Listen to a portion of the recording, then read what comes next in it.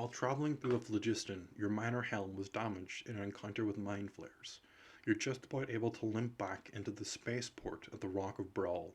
You're in desperate need of a replacement spelljammer helm, so you spread the word through the grapevine that you require the services of the elusive Arcane. After some time has passed, you're contacted by an associate of an arcane named Calibri. The associate named simply the Emissary. The elven emissary explains that the minor helm will cost 100,000 gold pieces, and payment will be made now for a delivery in the next 3 days. The arcane are known for their reliability, and besides, you don't have any other option, so you take the deal. The arcane, also known as Mercanis, are lanky 12-foot tall blue skinned giants. They have alien looking hands with long, delicate fingers and an additional joint. Some even have an additional sixth finger. They have narrow shoulders and a sunken chest. Their skulls are narrow and double domed with a slight bulge over the brows, which outline their dark, sunken eyes. The arcane are typically dressed in long robes, but some wear heavier armor in the form of chain links with patches of plate. So, what are the arcane actually like? Well, the arcane are lawful neutral creatures. They're known for their reliability and professionalism in business. Their neutrality is to the extent that they will sell spelljamming helms to both sides of a war, even knowing that their helms will be used for war and may even result in the destruction of one side. The arcane are rare but easy to find. Contacting the arcane is no trouble in most civilized areas. A few words spread through the local grapevine, through taverns, guilds, and barracks are enough to bring one of the creatures to the surface. According to the illithid Estrus, who will be mentioned many times in this video, there are likely many arcane residing on Toril, the planet of the Forgotten Realms.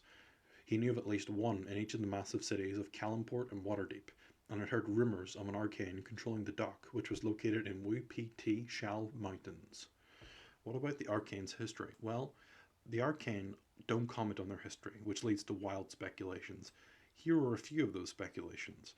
One such tale claimed that the homeworld of the arcane was not within a crystal sphere, but is instead hidden somewhere within the phlogiston. Another legend, this time a Thrycreen legend, told that their origin had something to do with the legendary ship, the Spelljammer. That is capital S Spelljammer, the Spelljammer. It is said that they gave up their homeworld in exchange for a ship with an ancient deity. Failing to properly control the ship, they ended up as eternal wanderers, and their planet ultimately fell into its sun. And since the arcane traveled alone, some more primitive cultures viewed the arcane and as deities themselves, sometimes even spawning cults that prayed to the arcane asking for power. The arcane also don't comment on their presence, which leads to more speculation.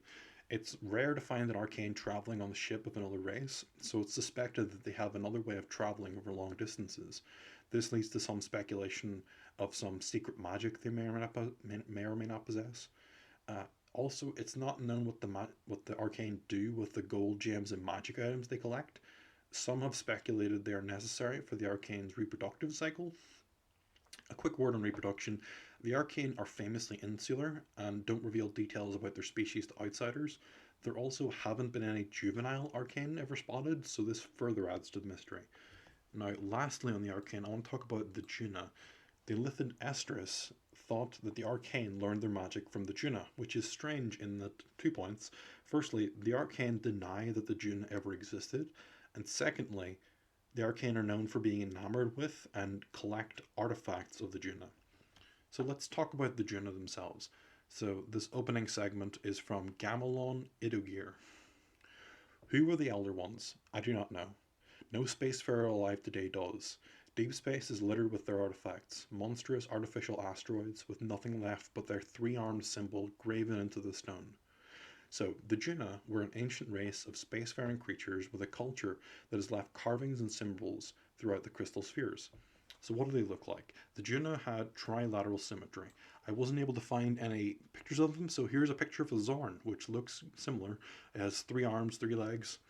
The Juna were about 3 feet tall, had barrel-shaped bodies with milky white coloured eyes. What about combat? D&D's all about combat, right? The Juna left behind a few examples of weapons which are now treasured artifacts to the arcane, such as long curved daggers grown from crystalline material and enchanted with magic. Arcane are known to use their great wealth to acquire many of these artifacts, spending tens of thousands of gold pieces. Such as when a collector of antiquities living on Toril died, his collection was sold at auction. A long curved knife originating from the Juna was bought by the Arcane to Quebec for 10,000 gold pieces. What was their society like? Well, the Juna travelled between the crystal spheres in disc-shaped spelljammers, collecting native life from various worlds, taking specimens. It's thought that the Juna are responsible for seeding life in many planets. The symbol for the Juna was either a three-pointed star or a three-petaled flower, which could be found integrated into the culture of many other races, including the Arcane. What about the history of the Juna? Well, a prominent scholar studying the Juna's existence, you guess, Elithidestris, first found that their name mentioned in the ancient myths and poetry of the Thrycreen, from an era where that insectoid race were primarily spacefarers. The Juna were theorized to have existed millions of years before recorded history of realm space, and it was thought that they began to die out or vanished about the same time that both humans and mind flayers first appeared. In the Spelljammer novel, Into the Void, written by David Cook as part of the Cloakmaster series of books, a young farmer by the name of Teldon Moore happened upon a magic cloak said to belong to, quote, the creators. The cloak had many magical properties and was covered in intricate geometrical pattern of three-petaled flowers indicative of the Juna. So that is my video on the Arcane and, to a lesser extent, the Juna. Hope you enjoyed. If you liked, leave a like, comment, subscribe. I will read all comments. Thank you for listening.